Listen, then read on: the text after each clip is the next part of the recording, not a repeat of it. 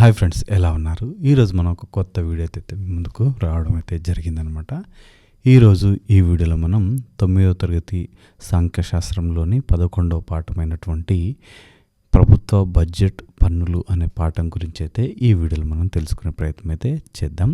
ఎవరైతే ఈ వీడియో చూస్తున్నారో లైక్ చేయండి. అదేవిధంగా ఈ వీడియో కనుక ఎవరికైతే ఉపయోగపడుతుందని మీరు అనుకుంటున్నారో వారికైతే షేర్ చేసే ప్రయత్నం అయితే చేయండి. సో మీరు కూడా వారికి హెల్ప్ చేసినట్లుగా ఉంటుందన్నమాట. అదేవిధంగా మన ఛానల్ సపోర్ట్ చేస్తూ సబ్స్క్రైబ్ చేసుకోండి. ఇలాంటి వీడియోస్ అయితే మనం చాలా తీసుకురావడం అయితే జరుగుతుందన్నమాట.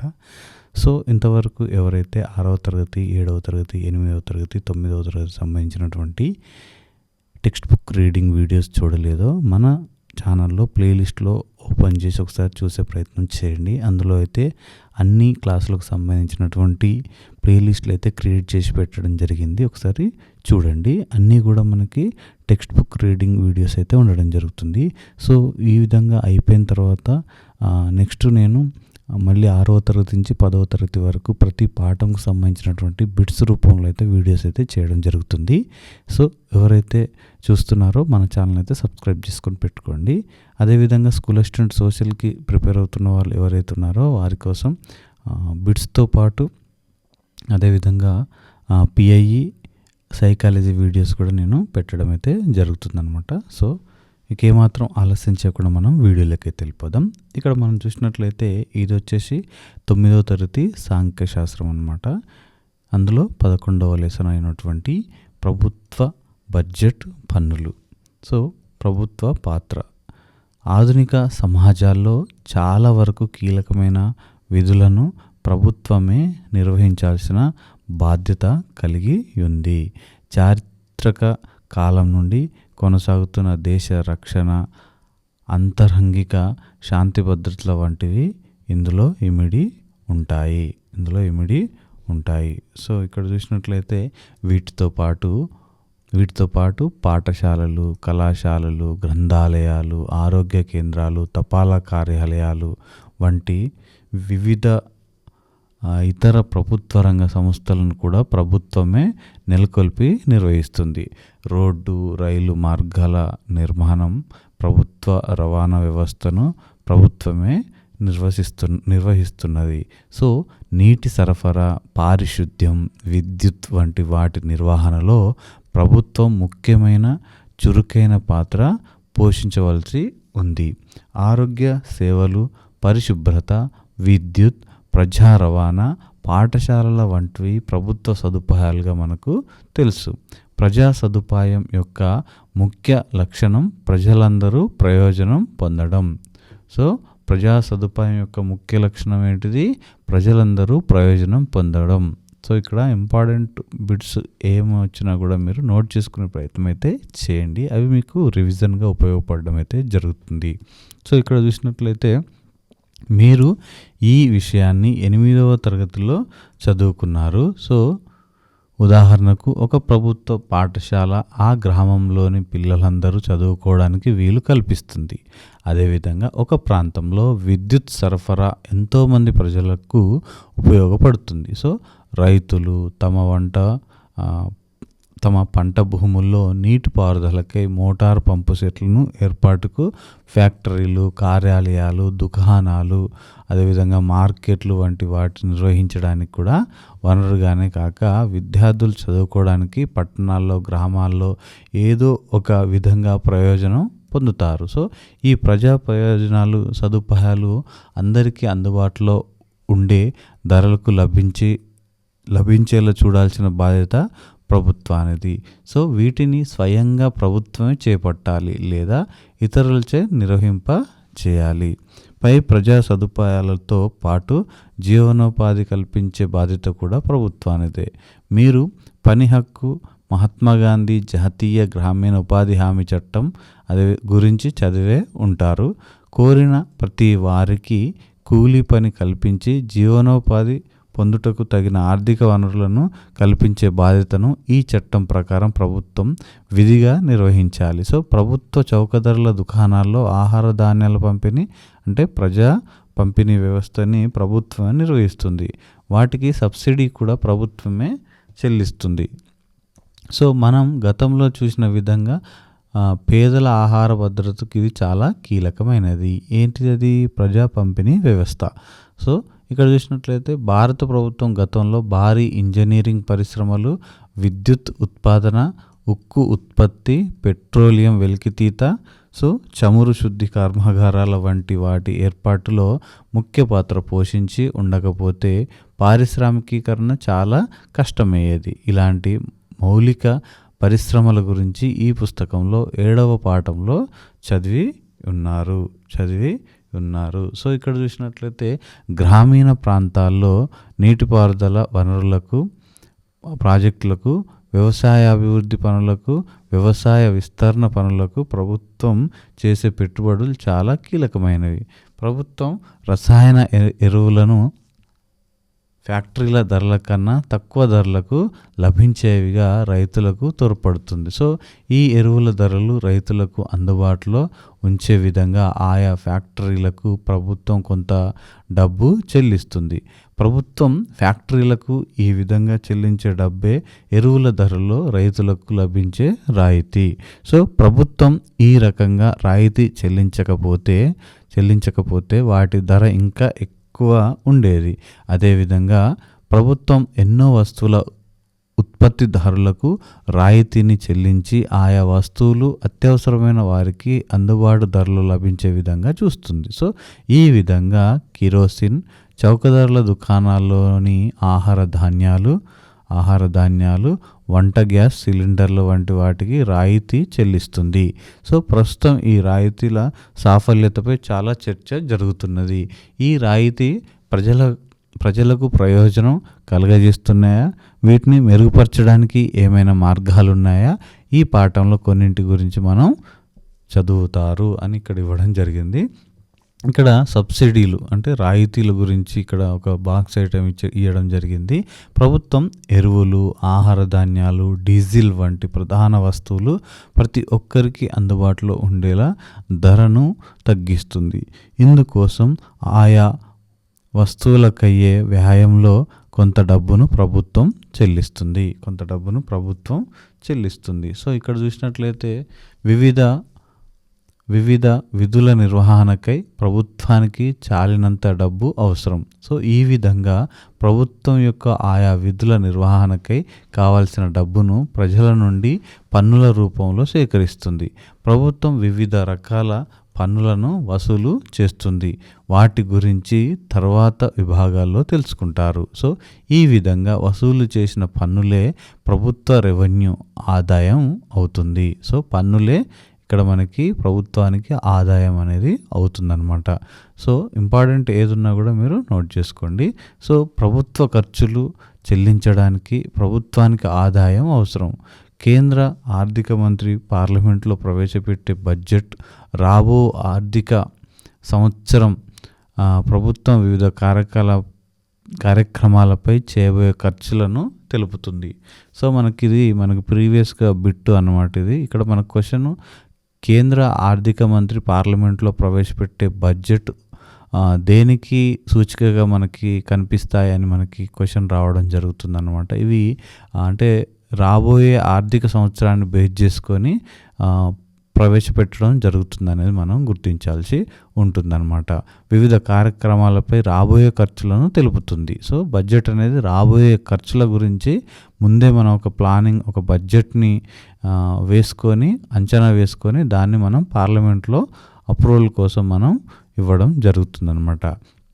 ఈ ఖర్చులను భరించడానికి ఏ విధంగా ఆదాయాలను సేకరిస్తుందో కూడా తెలుపుతుంది. సో ఆ బడ్జెట్లో మనం ఏదైతే మెన్షన్ చేసినామో అవి ఏ విధంగా వాటిని సమకూర్చుకుంటామో ఆ డబ్బుల్ని, ఆదాయాల్ని అనేది కూడా మనం అక్కడ చెప్పడానికి ట్రై చేస్తుందన్నమాట ఏదైతే కేంద్రంలో లీడ్ చేస్తుందో ఆ పార్టీ. అదేవిధంగా ప్రతి రాష్ట్రంలో రాష్ట్ర ప్రభుత్వం ఆ రాష్ట్రానికి సంబంధించిన బడ్జెట్ను కూడా ప్రవేశపెడుతుంది. సో రాష్ట్రాలలోకి వచ్చేసరికి రాష్ట్రంలో కూడా ఒక పార్టీ ఉంటుంది కదా, ఆ పార్టీ కూడా ఇక్కడ మనకి బడ్జెట్ అనేది ప్రవేశపెట్టడం జరుగుతుందని చెప్పడం జరుగుతుంది. సో ఇక్కడ చూసినట్లయితే ప్రభుత్వ ఖర్చులు, ప్రభుత్వం ఏ విధంగా ఖర్చు పెడుతుందో అవగాహనకై భారత ప్రభుత్వం యొక్క వాస్తవ ఖర్చును పరిశీలిద్దాం. 2011-2012 ఆర్థిక సంవత్సరంలో 23 కోట్ల రూపాయలు అంటే 23 లక్షల కోట్లు ఖర్చు చేసింది. 23 లక్షల కోట్లు ఖర్చు చేసింది. సో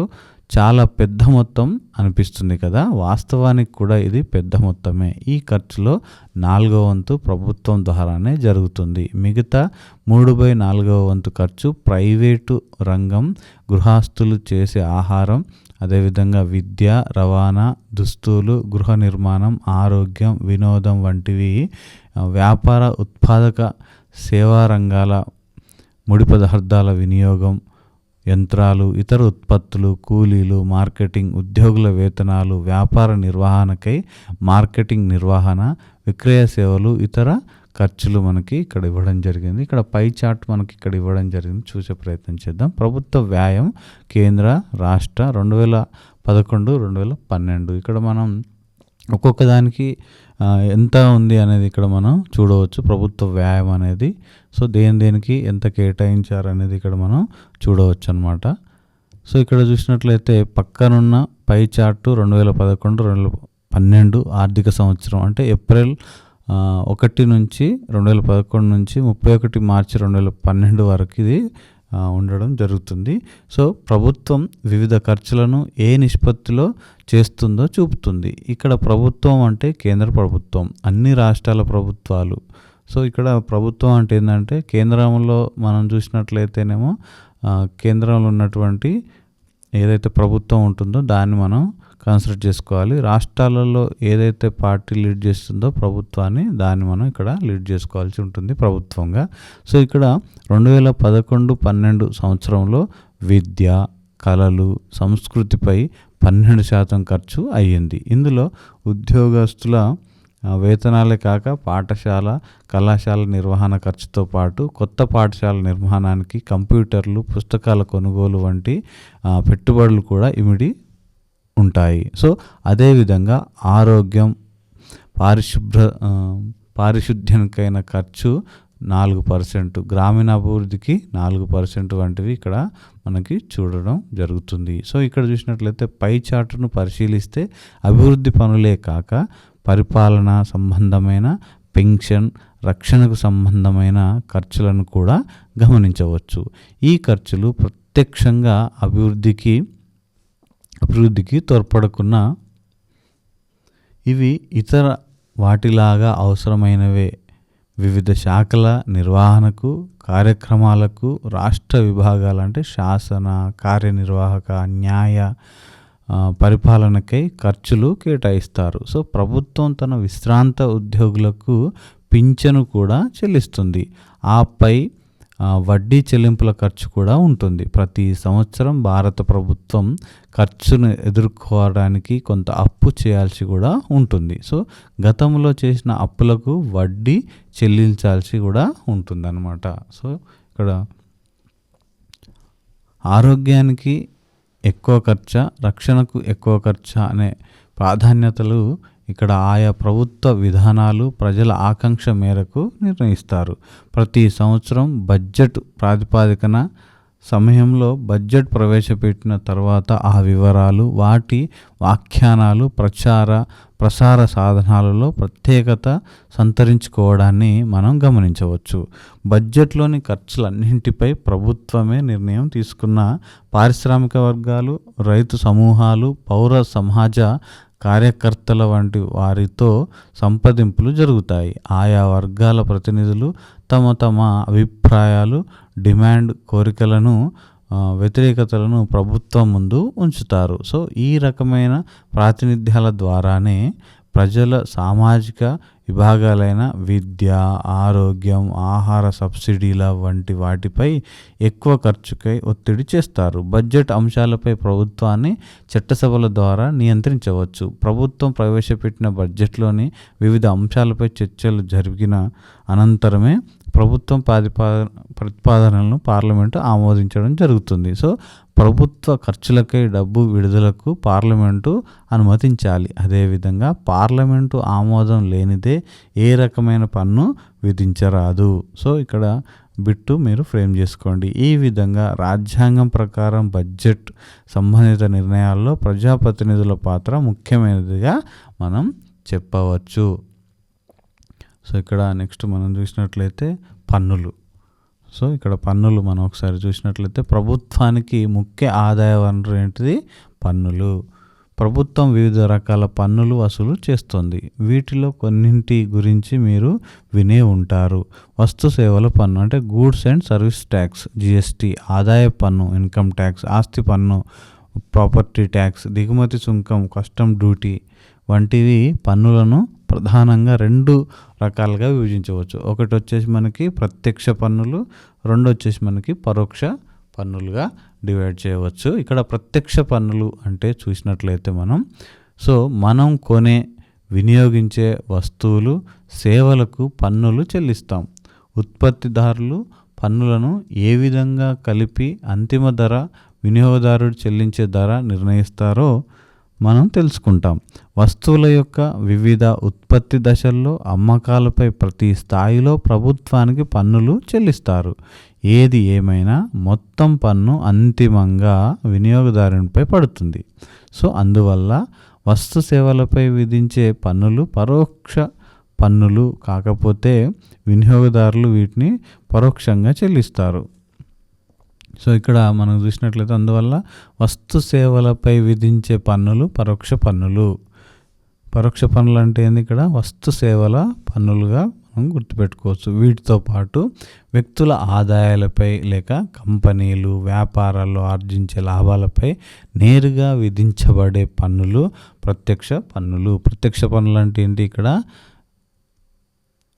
వ్యక్తుల ఆదాయాలపై లేక కంపెనీలు, వ్యాపారాల్లో ఆర్జించే లాభాలపై నేరుగా విధించబడే పన్నులు ప్రత్యక్ష పన్నులు.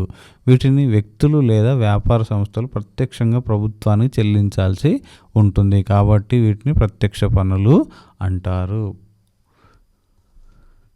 సో ఇక్కడ చూసినట్లయితే ప్రత్యక్ష పన్నులలో 2 ముఖ్యమైనవి: ఆదాయ పన్ను, కార్పొరేట్ పన్ను. ప్రత్యక్ష పన్నులో ముఖ్యమైనవి ఏంటి? ఆదాయ పన్ను, కార్పొరేట్ పన్ను.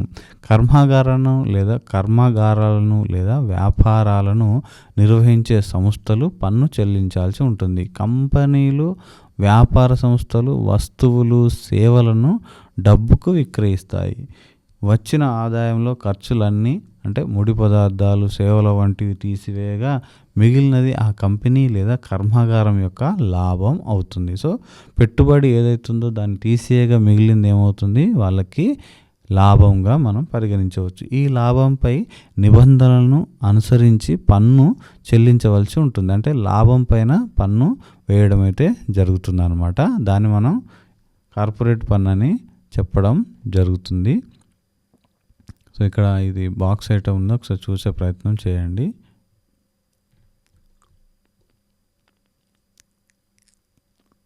సో ఇక్కడ ఎవరెవరు ఎంత సంపాదిస్తారో వారికి 10% పన్ను ఉంటే ఎంత పడుతుందని ఇక్కడ అడగడం జరుగుతుంది. ఇవన్నీ కూడా మీరు ఫిల్ చేసే ప్రయత్నం చేయండి, ఈజీగా ఉంటాయి.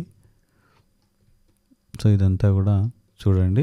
సో ఇక్కడ చూసినట్లయితే వ్యక్తుల యొక్క వ్యక్తిగత ఆదాయాలపై ఆదాయ పన్ను విధించబడుతుంది. సో వ్యక్తిగత ఆదాయాలపై ఆదాయ పన్ను అనేది విధించబడుతుంది. వ్యక్తిగత ఆదాయాలకు కూలీలు, వేతనాలు, పింఛన్ల వంటి వివిధ రకాల వనరులు ఉంటాయి. వ్యక్తులు బ్యాంకు నగదు నిల్వలపై వడ్డీని ఆర్జిస్తారు.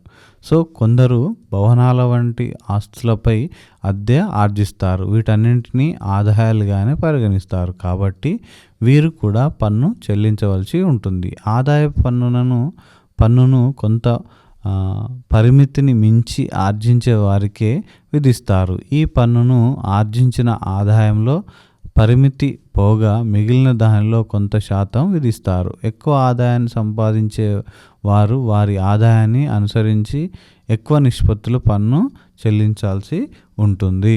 సో ఇక్కడ పరోక్ష పన్నులు. సో పరోక్ష పన్నులు వస్తువులు, సేవలపై విధిస్తారు. పరోక్ష పన్నులని. సో వస్తువులపై ముద్రించి ఉండే గరిష్ట చిల్లర ధర ఎంఆర్పిలో అన్ని రకాల పన్నులతో సహా ఇమిడి ఉంటాయని మీరు గమనించి ఉంటారు. అదేవిధంగా మొబైల్ ఫోన్, టెలిఫోన్ సేవల ఛార్జీలను కూడా వినియోగదారుల పన్నులనే సహా చెల్లిస్తారు. సో ఇక్కడ మనం చూసినట్లయితే కింద ఉదాహరణలో టెలివిజన్ ధరకు దాని అమ్మకంలో పన్నులు ఏ విధంగా జతపరుస్తున్నారో తెలుసుకోవచ్చు. ఉత్పత్తిదారుడి లాభంలో కలిపి టెలివిజన్ ధర ఎంత ఉంది? 10,000గా ఉందని అనుకుందాం. కంపెనీ చెల్లించిన 1800 పన్ను టెలివిజన్ అమ్మేటప్పుడు దాని ధరకు కలుపుతారు. సో ఇక్కడ 10,000 ప్లస్ 1800. సో వినియోగదారుడు చెల్లించే ధరలో తయారీ ధర, లాభం మరియు పన్ను ఉంటాయి. సో పన్ను విధించే పద్ధతి మరియు అనుసరించే సూత్రాల గురించి తర్వాయి భాగంలో తెలుసుకుందాం. ఇక్కడ చూసినట్లయితే తయారీ ధర మరియు ఉత్పత్తిదారుని లాభం. ఇప్పుడు తయారైన ధర ప్లస్ లాభం 10,000, పన్ను చూసినట్లయితే 1800. సో వినియోగదారులు చెల్లించే ధర ఎంత? ఇప్పుడు 11,800 రూపాయలు చెల్లించాల్సి ఉంటుందన్నమాట. సో ఇక్కడ చూసినట్లయితే పొందిన లాభాలకు చెల్లించిన పన్నులకు గల నిష్పత్తి ఒక వస్తువుకు మరొక వస్తువుకు మారుతూ ఉంటుంది.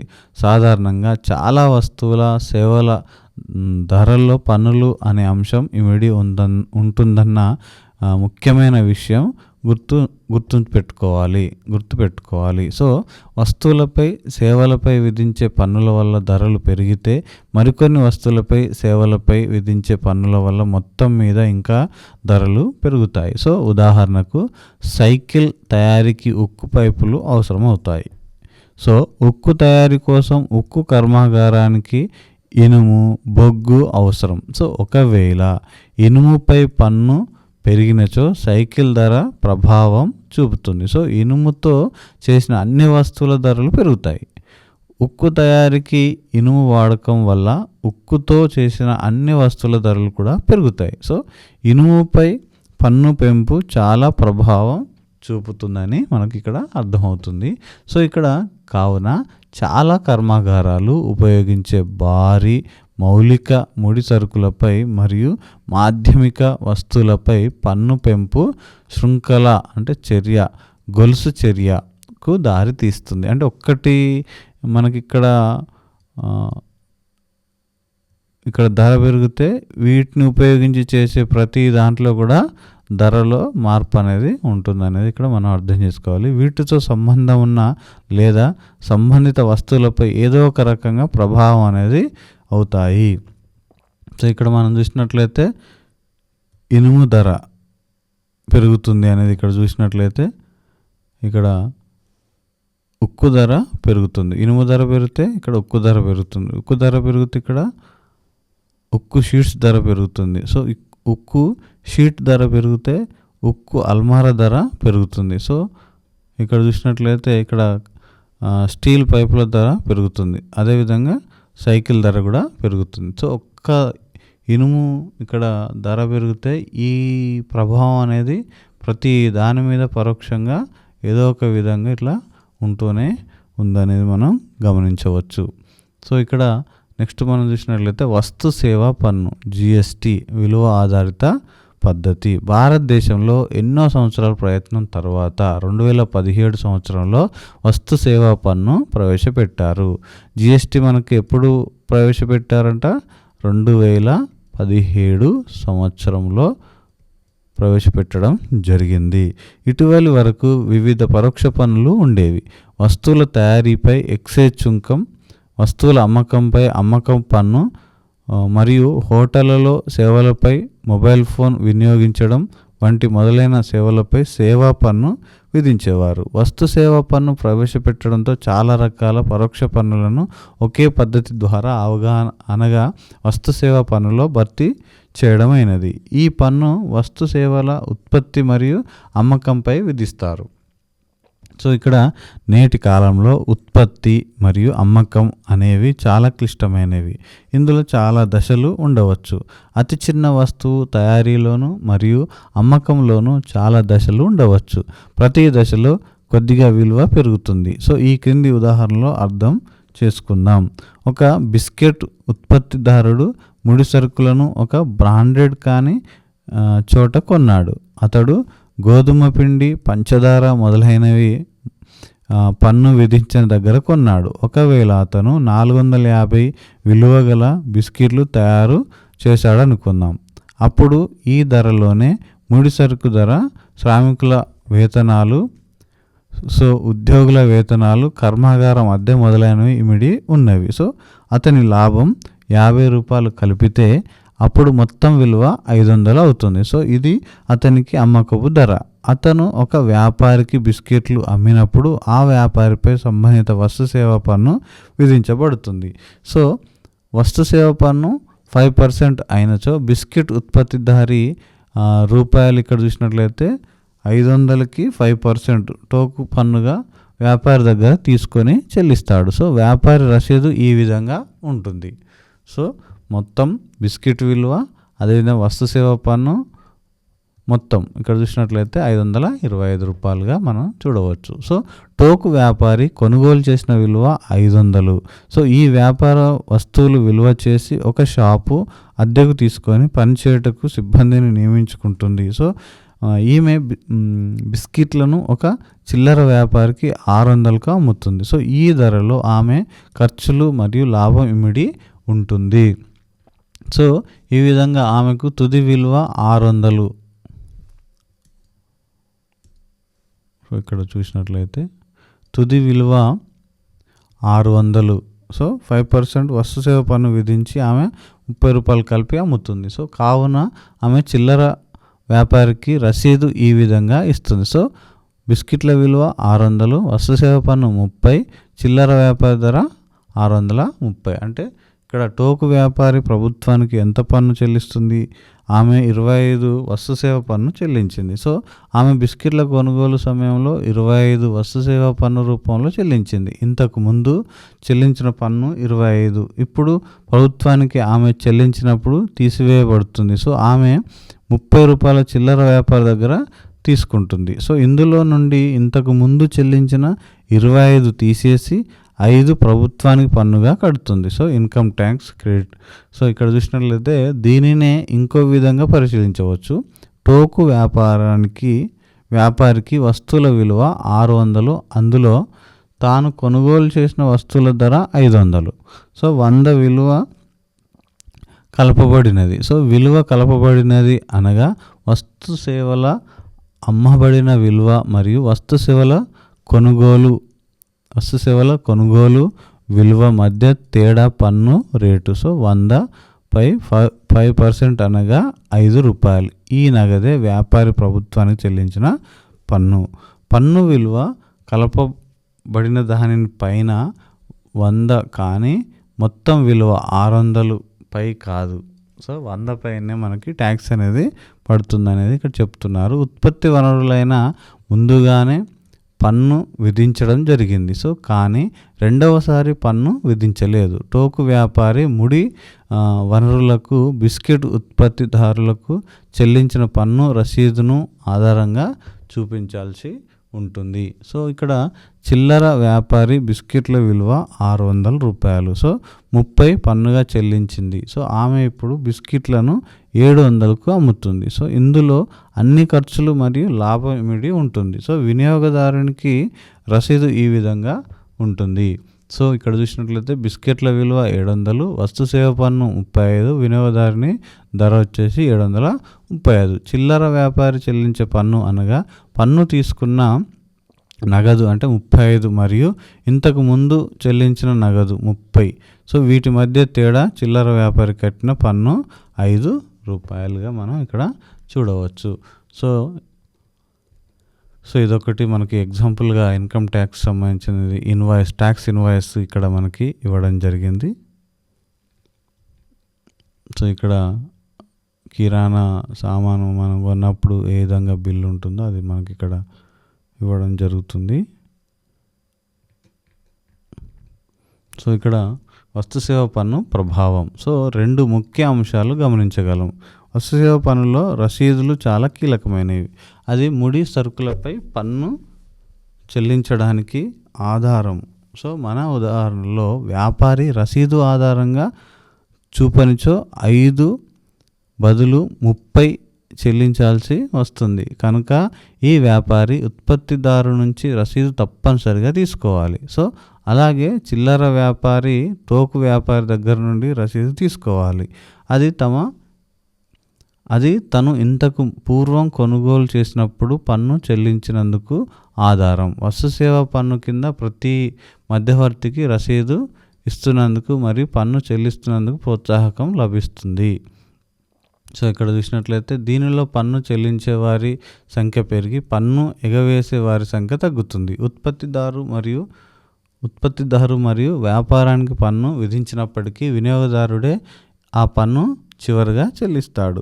వినియోగదారునికి దీని గురించి సరైన అవగాహన ఉండదు. ఎందుకంటే పన్ను వస్తువు ధరలో ఇమిడి ఉండడం వల్ల వినియోగదారుని నుండి పరోక్షంగా పన్ను తీసుకోబడుతుంది. ఉత్పత్తిదారుడు మరియు వ్యాపారి పన్ను తీసుకొని ప్రభుత్వానికి చెల్లించినను ఆ భారం మొత్తం వినియోగదారుడు భరిస్తాడు. సో ఇంకొక ముఖ్య అంశం ఏమనగా దేశం మొత్తానికి ఒకే పన్ను విధానం వర్తిస్తుంది. సో ఇది మీరు గుర్తుపెట్టుకోండి, ఇది చాలాసార్లు అడగడం జరిగింది.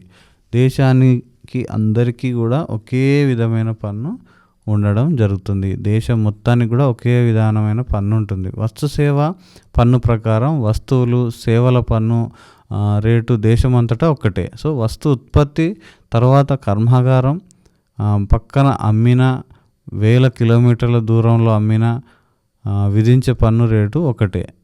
సో ఇంతకుముందు పన్ను రేటు ఒక్కో రాష్ట్రంలో ఒక్కో విధంగా ఉండేది. సో మందులు లేక వాహనాలు కొన్ని రాష్ట్రాల్లో తక్కువ ధరలకే లభించేవి. దాని ఫలితంగా రాష్ట్రాల మధ్య అనవసరమైన పోటీ ఉండేది. కొందరు ఒక రాష్ట్రం నుంచి వేరొక రాష్ట్రానికి సరుకులను పన్ను చెల్లించకుండా అక్రమ రవాణా చేసేవారు. అంతేకాకుండా రాష్ట్రాల మధ్య సరుకు రవాణాకు ప్రతి రాష్ట్రం సరిహద్దులలో ప్రవేశ పన్ను తీసుకునేవారు. రాష్ట్ర సరిహద్దులలో పెద్ద వరుస క్రమంలో లారీలు నిలిచి ఉండడం కూడా చూసే ఉంటారు. వస్తు సేవా పన్ను విధానంలో ఇటువంటి సమస్యలను అధిగమించవచ్చు. దీనివల్ల చాలా సమయం మరియు శ్రమ ఆదా అవుతుంది.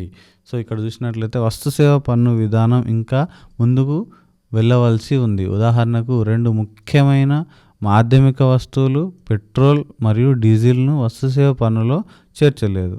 సో పెట్రోల్ మరియు డీజిల్ని ఇక్కడ మాధ్యమిక వస్తువులు పెట్రోలు డీజిల్ ఏమైతే ఉన్నాయో వీటిని ఇంకా వస్తు సేవ పన్నులలో చేర్చలేదు. వీటిపై ఇంతకు ముందున్న విధంగానే పన్ను వసూలు చేస్తున్నారు.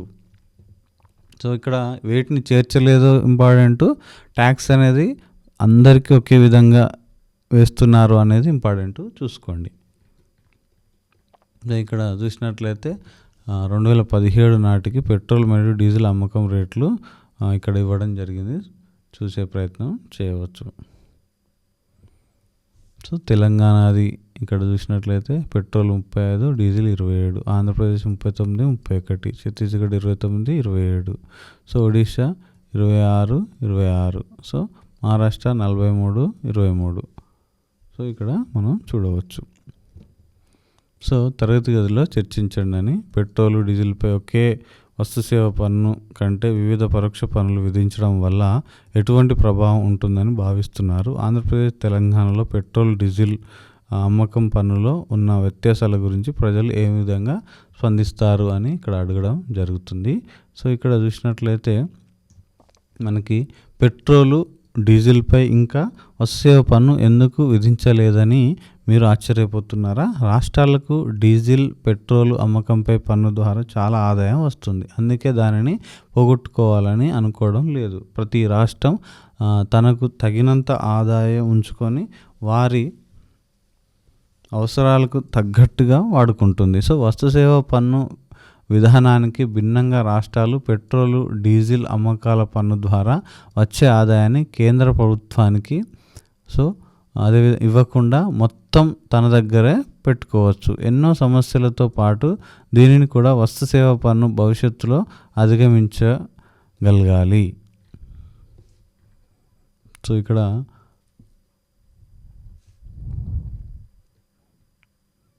పన్నుల వేధింపులో సరైన విధానం. సో ఏ రకమైన విధానాన్ని అనుసరిస్తున్నామనేది సమాజంలోని విలువలపై ఆధారపడి ఉంటుంది. కొందరికి లక్షల కొద్దీ ఆస్తులుండగా మరికొందరికి తినడానికి కూడా చాలనంత లేకపోవడం సరైనది కాదని చాలా సమాజాలు భావిస్తున్నాయి. ప్రభుత్వం ధనవంతులకు ఎక్కువ పన్నులు, పేదలకు కనీస పన్నులు విధించాలి లేదా పేదలకు మినహాయింపునివ్వాలి. సమాజం అంతా ఆకాంక్షిస్తే పన్ను రూపంలో సేకరించిన మొత్తాలలో పేదలకు మరిన్ని అవకాశాలు కల్పించి వారి ఆదాయ స్థాయిలను పెంపొందించి జీవన ప్రమాణాలను మెరుగుపరచాలి. సో పేదవారి ఆదాయాలు పెరిగితే పన్నులు కూడా ఎక్కువగా వసూలు అవుతాయనే విషయాన్ని గమనించండి. ఇక్కడ మనం చూసినట్లయితే ప్రపంచంలో చాలా దేశాల్లో ఉదాహరణలో చూసిన జ్యోతి, ఆసిఫ్, సతీష్ల మాదిరిగా ఇక్కడ ప్రభుత్వాలు ఎక్కువ ఆదాయం ఉన్నవారికి ఎక్కువ రేటుతో పన్నులు విధిస్తున్నాయి. సో ఇక్కడ ఆదాయ పన్ను చట్టాలను అనుసరించి ఎక్కువ ఆదాయం ఉన్నవారు ఎక్కువ భాగాన్ని పన్నుగా చెల్లించాలి. సో తక్కువ ఆదాయం ఉన్నవారికి తక్కువ పన్నులు, మెరుగైన స్థితి ఉన్నవారికి ఆదాయంలో కొంత శాతం పన్నుగా చెల్లించాలి. ప్రత్యక్షంగా పన్నులు ప్రాధాన్యత సంతరించుకున్న మన దేశంలో వస్తువులు, సేవలపై విధించే పరోక్ష పన్నులే ప్రధాన వనరు ఎక్కడి నుంచి? వస్తువులు, సేవలపై. సో ప్రతి ఒక్కరూ ధనవంతులైన పేదవారైనా వస్తువులను కొన్నప్పుడు ఒకే విధమైన పన్ను చెల్లించాలి. ఇది పేదవారికి కొంత మనస్తాపాన్ని కలిగిస్తుంది. సో ఇక్కడ చూసినట్లయితే వస్తువులు, సేవలపై పన్ను విధించే విధానంలో ధనికులు, పేదల మధ్య వ్యత్యాసం చూడటం కష్టమైన పని. అయినప్పటికీ కొన్ని వస్తువుల విషయాలలో అవకాశం ఉంది. సో ఉదాహరణకు ధాన్యం, పప్పులు, కూరగాయలు, గుడ్లు, కిరోసిన్, వంట నూనె, వంట గ్యాస్ వంటి అత్యవసర వస్తువులు ధనవంతులకైనా పేదవారికైనా ప్రతి ఒక్కరూ కొంటారు. కానీ పేదలు వారి మొత్తం ఆదాయాన్ని దాదాపు వీటికే ఉపయోగించాల్సి ఉంటుంది. సో మరికొన్ని వస్తువులు పేదలు, సేవలు ధనవంతులు మాత్రమే కొనేవి. సో కార్లు, ల్యాప్టాప్లు, ఎయిర్ కండిషనర్లు, హోటళ్లలో విందు భోజనాలు వంటి విలాసాలు పేదవారికి అందుబాటులోకి రావడం చాలా కష్టం. సో అందువలన ధనికులు, పేదల మధ్య పన్ను విధానంలో వ్యత్యాసానికై అందరూ వినియోగించే అత్యవసర వస్తువులపై పన్ను విధించే విలాస వస్తువులు, అదేవిధంగా సేవలపైన పన్ను విధించాలి. నేడు విశాల వస్తువులు, సేవలుగా పరిగణించబడిన జీవన ప్రమాణాలు మెరుగైన కొలది కనీస అవసరాలుగా భావించబడే విషయాన్ని గుర్తుంచుకోవాలని మనం ఇక్కడ చూస్తున్నాము. సో ఇక్కడ మనం చూసినట్లయితే చాలామంది విలాస వస్తు సేవలను ఉపయోగించే స్థాయిలో లేకపోవడం వల్ల వీటిపై మాత్రమే పన్నులు విధించడం వల్ల ప్రభుత్వానికి ఆశించిన మేరకు ఆదాయం లేకపోవడం ఒక సమస్య. వస్తువులు, సేవలపై పన్ను విధానంలో మరొక విషయాన్ని కూడా ప్రభుత్వం పరిగణలోకి తీసుకోవాలి. ప్రజలు ప్రత్యక్షంగా వినియోగించి వస్తువులు, సేవలు, ఉదాహరణకు ఇక్కడ డీజిల్, ఉక్కు, అల్యూమినియం, యంత్రాలు, ట్రక్కులు, టైర్లు వంటివి ఎన్నో ఉన్నాయి. ఇవి ఏ దేశాల్లో వినియోగిస్తారో ఊహించండి. సో పరిశ్రమలు, కర్మాగారాలు, వాణిజ్యాల్లో వినియోగిస్తారు. వీటిని ప్రజలు ప్రత్యక్షంగా కొని వినియోగించరు. సో ఇక్కడ చూసినట్లయితే ఉక్కు, డీజిల్ వంటి పైన పేర్కొన్న వస్తువుల ధరలు మానవుడు వాటి ఉత్పత్తులు లేదా రవాణా ఛార్జీల ధరలు కూడా పెరుగుతాయి. ధాన్యం లేదా దుస్తులు కొనుక్కునే పేదలు కూడా స్టీలు, డీజిల్ వంటి వాటిపై విధించే పన్ను భారాన్ని భరించాల్సి వస్తుంది. సో అలాంటి వాటిపై పన్ను పెంచినప్పుడు చాలా ఇతర వస్తువుల ధరలు పెరుగుతాయని మనం తరచూ వింటుంటాం. పెట్రోలు, డీజిల్ ధరలు పెరుగుదలే మిగతా అన్ని ధరలు పెంచే విధంగా చేసింది కదా. పండ్లు, కూరగాయలు, పప్పులు ఉదాహరణ చూసినట్లయితే పండ్లు, కూరగాయలు, పప్పులు, ఇతర ఆహార వస్తువుల కొరకు ఎక్కువ ఖర్చు అవుతుంది. అందువల్లనే ప్రతి సంవత్సరం అందరికీ విధించే ప్రశ్న ఏ పన్ను ఎక్కువ పెంచాలి, ఏ పన్నులపై పన్నులు సులభంగా వసూలు చేయవచ్చు. కానీ విలాస వస్తువులు తప్ప మిగతా వస్తువులపై పన్ను పెరుగుదల పేదలపై ఎక్కువ ప్రభావాన్ని చూపిస్తుంది. సో పన్నుల వేధింపు వసూలు ప్రజల జీవితాలపై బలమైన ప్రభావాన్ని చూపుతాయి. ఎక్కువ ఆదాయం ఉన్న వారిపై ఎక్కువ శాతం పన్ను విధింపు సరైనదిగా భావించబడుతుంది. సో కానీ పన్నుల వలన వచ్చే ఆదాయం పెద్ద మొత్తంలో అయ్యే ఖర్చులు ప్రభుత్వ ఖర్చులకు సరిపోవడం లేదు. ఏ బడ్జెట్ అయినా ఈ విషయాలన్నింటినీ పరిగణలోకి తీసుకోవాలి. సో అందుకే బడ్జెట్ ప్రవేశపెట్టే కాలం ప్రతి ఒక్కరికి ఎంతో ముఖ్యమైనదని మనం చెప్పవచ్చు. ఇక్కడ చూసినట్లయితే పన్నులు వసూలు ఎగవేత. సో ప్రభుత్వం వివిధ రకాల పన్నుల నుండి ఆదాయం పొందుతుంది. ఒక్కొక్క రకమైన పన్ను నుండి ఎంత ఆదాయం సమకూర్చుకోవాలి అనేది నిర్ణయించుకోవాలి. ఇందుకోసం ఈ క్రింది వాటిని పరిగణలోకి తీసుకోవాలి. ఎంతమంది ప్రజలు చెల్లించాలి, ఏ పన్నులు సులభంగా వసూలు చేయవచ్చు, ఇవి ధనికులకు పేదలకు ఎలా ప్రభావితం చేస్తాయి, ప్రజలు ఈ పన్నులను చెల్లిస్తారా లేక ఎగవేస్తారా అనేది దీనికి సంబంధించిన ఒక ప్రశ్న. మన దేశంలో ఎక్కువ మంది ప్రజలు వ్యవసాయం మీద ఆధారపడి ఉన్నారని మీకు తెలుసు. సో వారిలో చాలామంది చిన్న సన్నకారు రైతులు. సో ఎక్కువ ఆదాయాలను కలిగిన రైతులు కూడా కొద్దిమంది ఉన్నారు. ఏది ఏమైనా వ్యవసాయపు ఆదాయం పన్ను నుండి మినహాయించారు. సో ఇక్కడ ఇది మీకు బిట్ అవుతుంది. సో చూసుకోండి, వ్యవసాయపు ఆదాయాన్ని పన్ను నుంచి మినహాయించారు. అలాగే దేశంలో ఎక్కువ భాగం ప్రజలు వర్తకం లేదా చిన్న దుకాణాలు నడపడం లేదా పరిశ్రమను అందించడం ద్వారా చాలా తక్కువ ఆదాయాన్ని సంపాదిస్తున్నారు. లేదా శ్రమను అందించడం ద్వారా చాలా తక్కువ ఆదాయాన్ని సంపాదిస్తున్నారు. ఈ ప్రజల ఆదాయం దాదాపు పన్ను పరిమితికి లోబడి ఉంది. దీనితో ఆదాయ పన్ను చెల్లించే మొత్తం ప్రజల శాతం తక్కువగా ఉంది. జనాభా అధికంగా ఉన్నప్పటికీ పన్నులు చెల్లించే వారి శాతం తక్కువగా ఉండటం వలన నిర్ణీత సంఖ్యలో ప్రజల నుండి వసూలు చేయగలిగేలా పన్నులు విధించబడాలి. ఉదాహరణకు 1997 సంవత్సరంలో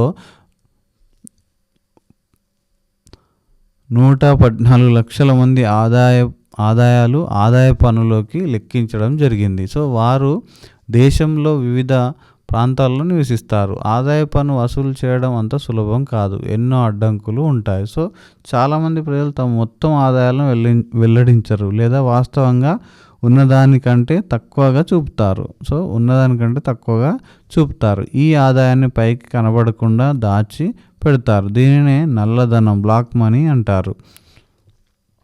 సో ఇక్కడ చాలామంది ఫ్యాక్టరీ యజమానులు, వడ్డీ వ్యాపారులు, వర్తకుల వంటి తక్కువ ఆదాయాలను చాలా సులభంగా చూపగలరు. ఎవరికైతే నెలసరి జీతాలు చెల్లిస్తామో వారి ఆదాయాలను సులభంగా లెక్కించవచ్చు. వారు జీతాలను ఎక్కడి నుంచి పొందుతారో అక్కడి నుంచే వారి ఆదాయం నుండి పన్నులు ప్రత్యక్షంగా మినహాయింపు చేస్తారు. కానీ జీతాలు పొందే వారిలో చాలామంది ఇతర ఆదాయ వనరులు కూడా ఉంటాయి, కానీ వాటిని దాచి ఉంచుతారు. ఇలాంటి వ్యక్తులు వాగోక పనివారైన, అధికారులైన, మంత్రులైన, గుమాస్తాలైన తరచుగా తమ ఆదాయాలను సరిగా వెల్లడించడం లేదు. సో ఎందుకంటే వ్యవసాయ ఆదాయాల మీద పన్ను లేకపోవడం వల్ల చాలామంది తన ఆదాయాన్ని భూమి నుంచి వస్తున్న ఆదాయంగా చూపుతున్నారు. సో తద్వారా పన్నును ఎగవేస్తున్నారు. అనేక మంది పన్ను ఎగవేతదారులు నల్లధనం కలవారు తమ ఆదాయానికి పన్ను చెల్లించవలసి ఉన్నప్పటికీ ఆ ఆదాయాన్ని పైకి కనబడకుండా ఉంచి పన్ను చెల్లించకపోవడం వలన నల్లధనం రోజు రోజుకు పెరిగిపోతుంది. సో ఈ విధంగా దాచిన నల్లధనాన్ని పట్టుకోవడానికి ఆదాయపు పన్ను శాఖ వారు చాలామంది వ్యక్తుల ఇళ్లపైన, కార్యాలయాలపైన దాడులు జరుపుతున్నారు. సో ప్రజలు తమ వ్యక్తిగత పన్నులను చెల్లించేందుకు ఆదాయ పన్ను శాఖ చెల్లింపు విధానాలను మరింత సులభతరం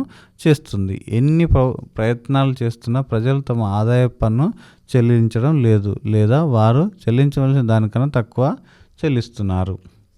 సో ఇక్కడ చూసినట్లయితే మరొక వైపు వస్తువుల మీద విధించే పన్నులను చాలా తక్కువ చోట్ల నుండి వసూలు చేస్తాం కాబట్టి వీటిని సులభంగా వసూలు చేయవచ్చు. జిఎస్టీ సుంకాలను ఫ్యాక్టరీల నుండి వసూలు చేస్తారు. సో ఇక్కడ కస్టమ్స్ సుంకాలను అంతర్జాతీయ విమానాశ్రయాలు, నౌకాశ్రయాల నుండి, అమ్మకం పన్ను వ్యాపారుల దుకాణ నిర్వాహకుల నుండి వసూలు చేస్తారు. సో ప్రజలు చెల్లించే ఆదాయపు పన్నులతో పోలిస్తే ప్రభుత్వానికి ఈ ఫ్యాక్టరీలు, షాపుల రికార్డులను ఒక సరైన పంతాలు పెట్టడం సులువుగా ఉంటుంది. సో ఇక్కడ కూడా కొందరు వాస్తవంగా జరిగిన ఉత్పత్తి కన్నా తక్కువ ఉత్పత్తి జరిగినట్లు చూపి పన్ను నుంచి తప్పించుకోవడానికి ప్రయత్నిస్తున్నారు.